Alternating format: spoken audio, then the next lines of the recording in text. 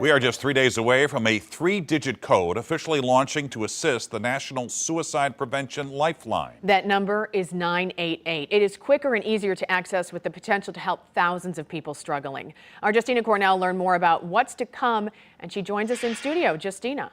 Yeah, and so that official launch date is this Saturday, but I'm told that 988 number has already been up and running since November.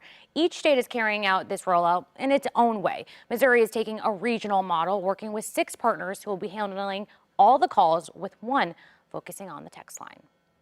I know myself and my son was struggling. We called that number. It was her son's life on the line. For support, Marion McCord used to call the National Suicide Prevention Lifeline. Now she's sharing that number to empower others. CHADS Coalition, CHADS is an acronym for Communities Healing Adolescent Depression and Suicide, and it's named in honor of my son, Chad, who took his life when he was 18 years old. The loss of her son sparked a new beginning for the CHADS Coalition for Mental Health. At CHADS, we're seeing middle school to high school students, and we do know coming out of the pandemic, it seems that the anxiety and the depression amongst our students is increased. That's why now more than ever, she's embracing the latest phase of the Suicide Prevention Lifeline. A sharper, shorter number, 988, will officially roll out July 16th. And the kickoff date is the beginning of 988, right? So it's the start of the work. The original 1-800 number is staying put, but the 988 text and call line is adding on to make it more accessible. It makes it so much easier to communicate.